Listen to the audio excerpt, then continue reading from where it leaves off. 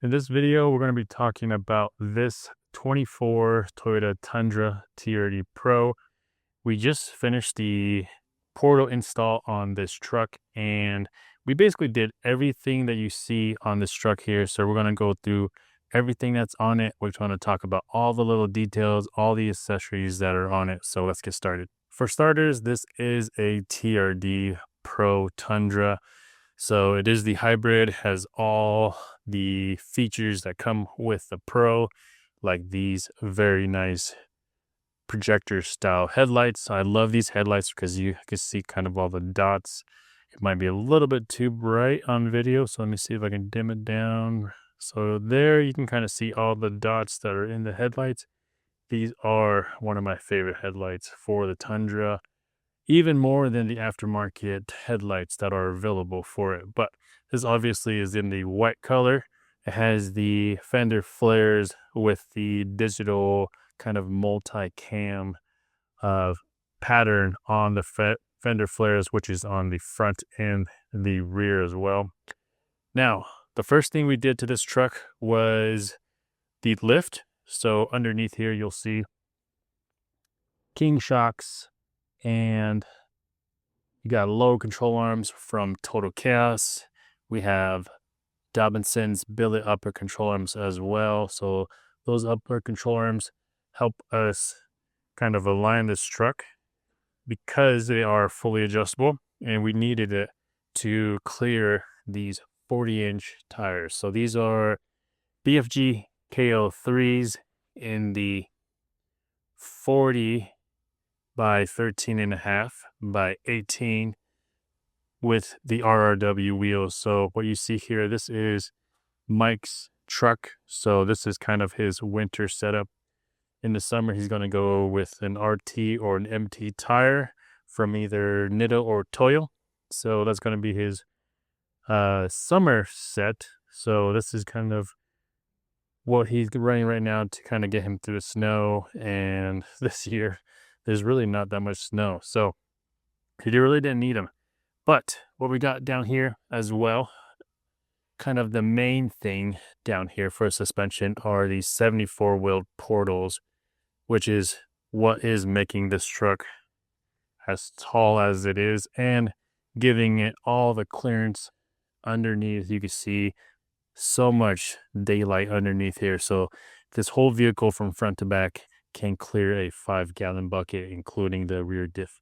So after we did the Kings down there, we did the UpTop Overland roof rack. So this is what you see here. This is the Zulu. This is one of their higher models. It's a double plated system. So you can see their inner plate and outer plate has seam pods right up here with some Baja Designs rock lights to provide some camp light. Very nice handles here, which come in handy now that this truck is super tall. Up there as well, we got 2 Rome cases. Those are the 83 liter. And then for the light, we have a Baja Designs 40-inch S8 up there as well. And then to match the roof rack, we got an UpTop Overland bed rack sitting on the Retrax XR. So there's a track on this that allows the bed rack to be mounted to it. And then down here, we got some Baja Designs lights as well to provide light right here. And then there are some up there as well. So we basically filled up all the pockets that UpTop Overland provided us with Baja Designs rock lights. And you can see there, the roof rack profile matches with the bed rack profile. And then of course we've got some accessories mounted to it here. They're up there. We got an axe. We got 2 2-gallon water tanks, and then 2 2-gallon fuel tanks over here. And then back here we got some Baja Designs Pros for chase lights back here. A high lift right up there as well. And then over here we got a Crazy Beaver shovel. All of this, by the way, you can find at readyfortacos.com, along with the Max Tracks that he has mounted right there. Kind of blends in because it's all black. And then the last thing mounted to the bed rack currently is the power tank here. So we mounted it to the inside of the bed rack, and check out the clearance right here. It clears the Retrax cover just slightly with like 2 millimeters of clearance down there. He also has a propane mount over here, which currently doesn't have anything mounted to it at the moment. And right up there that I just noticed as well is a solar panel mounted to that. And then he also has a Starlink mount right over here as well. So lots of stuff mounted to this truck currently. So let's talk about something new back here as well. Back here, you'll see a CBI rear bumper. They are one of the only companies that actually makes a high clearance rear bumper for the Tundra. And what I mean by that is this bottom section, which you have to cut your bed in order to have a bumper installed to it. Most companies will just have you remove the factory bumper, which ends about here, and then you retain a lot of the factory plastic up here, which doesn't make it high clearance. So you can see here, we did a really clean cut to match the profile of the new bumper from CBI. Has a little pocket, and I like that it is tall enough to actually fit a shoe in there. And then brand new that CBI released is the swing out. So this has been a long time coming. Everybody's been waiting for the swing out for a while for this Tundra. So you'll see here a dual swing out. So one on the left side and then one on the passenger side as well. One thing I'd really like with this is that it's a pistol grip style latch. So you can operate this one-handed, which is really nice. Swing this all the way open, and then you'll see this come up, and then when it gets to a certain point, it drops right in there, locks it in place. So if you're on unlevel terrain, this thing won't close on you or swing open or anything like that, and then you have to pull that pin to close it. On this swing out, you'll see here there is some padding right on the bottom of this. Right here on the bumper is where it'll match up, making sure there is as tight of profile as possible so there's no rattling or anything like that. Now in the bumper as well, back here, you'll see some Baja Designs. These are pros as well with the flood lens. Now the flood lens is going to shoot light in pretty much in every direction and provide you with as much light as possible. This is also called like the work scene lens as well. So that's what that is. And then back here, you'll see these factory parking sensors down there. And then back here, behind this kind of plastic piece here, is going to be like the blind spot monitoring sensor that goes back there as well. So this bumper retains all your rear sensors. So that way everything still works correctly. Retains your reverse lights as well, which these aren't very bright. So these guys help out. And then down here, he also has like a little hitch skid. So that way the factory hitch stays protected. And it also gives you a little spot for a hardstyle shackle. And then obviously the most important part is the spare tire, which is the main reason why most people would want the swing out. So this is a 40-inch tire in the back here. And we got just the old wheels on them right now. So these are old methods. Still an 18. So if you ever needed this in a pinch, you could still use this. But the RRWs are coming just because it was back ordered. So we got to run this for now.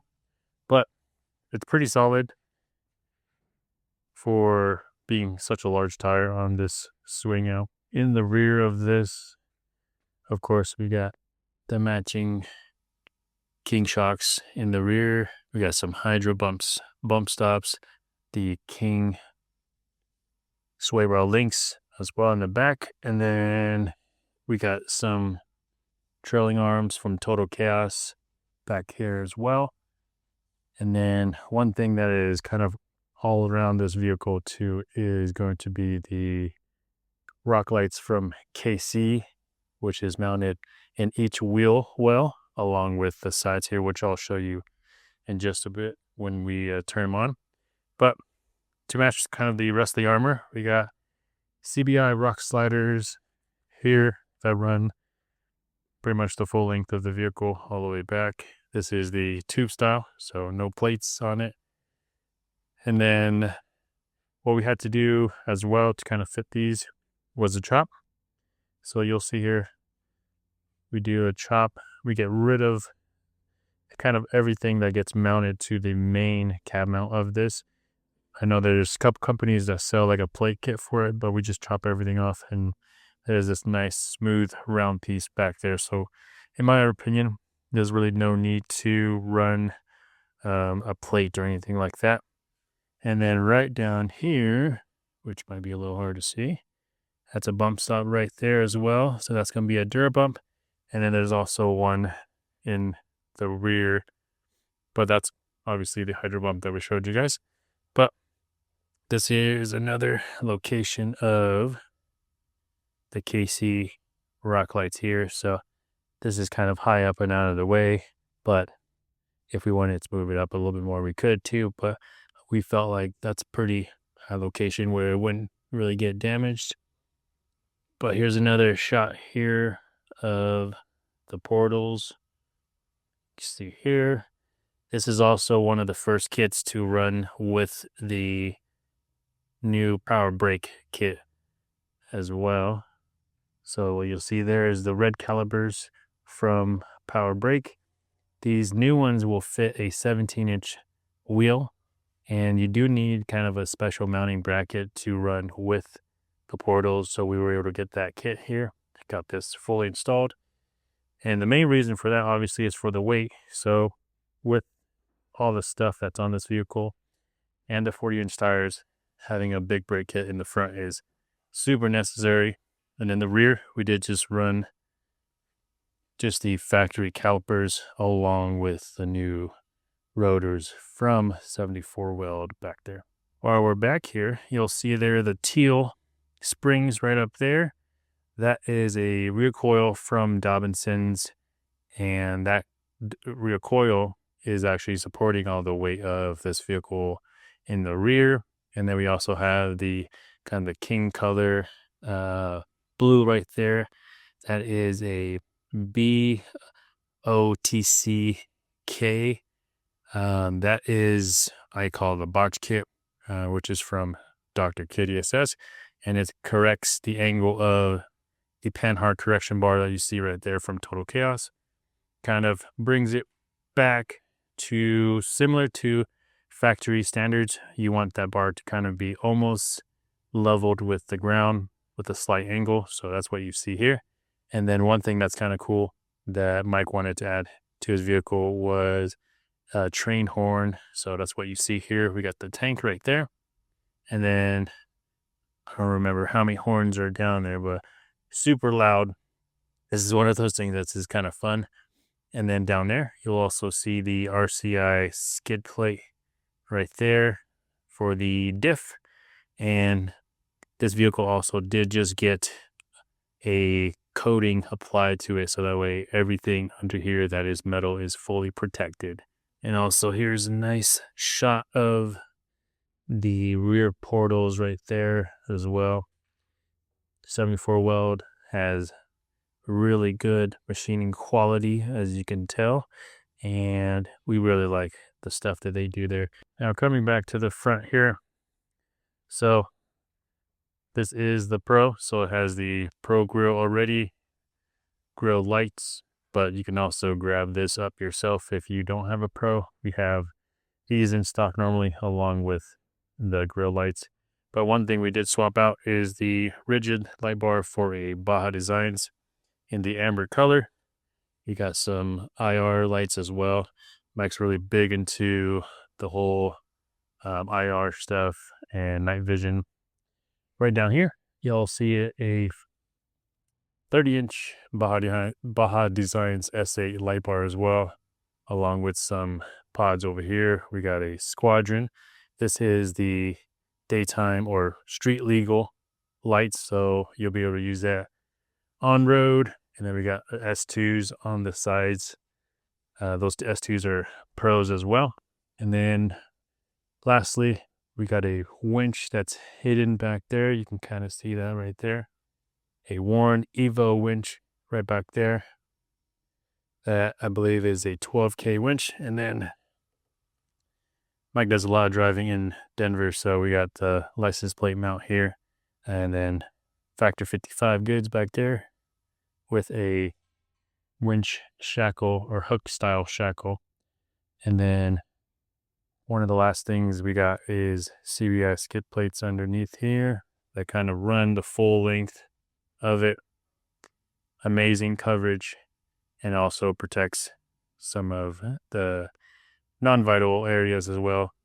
CBI makes one of like the widest profile skid plates available, so you can see there how much coverage that does. Now these are probably one of the last lights that or pair of lights that are on this truck. So we got some Squadrons Pros in both white and amber for ditch lights, kind of aimed in different directions for different purposes. And then on the hood, we got a Lenson solar hood panel just to keep his starting battery topped off. And if we ever wanted to run a load to this, we can as well. Now, let's get the hood popped up and show you guys what's underneath. So this is the hybrid version. So you'll see the hybrid stuff over there. And then the starting battery is actually underneath the rear seat. So this is the STHQ terminal kit. So it relocates it down here so you can run off a bunch of stuff to that. So this is running 2 Garmin power switches. So one right there and one right there. And then lastly, that is the solar charger manager right there on the very right. So that controls the output of the hood solar panel and topping off the starting battery. Lastly, let's take a look inside the vehicle. So since it has the Garmin power switches, there's no need for an OE panel, interior panel replacement. Like we'll go here and house like a Switch Pros or an aux beam. So instead, Mike has a radio kind of mounted right here. And then he's got a couple other things mounted, a DV8 Molly panel for the middle section here, which actually is pretty handy because it houses a couple things here for him, mainly the Garmin Tread Overlander. This is how he navigates through on and off road. And then lastly in here is the off-roam phone mount, which secures itself into the corner of the vent, so no drilling or anything needed. And then he has an arm on that just to extend it a little bit away from the vent and a little bit closer to him. And this will house his phone right here.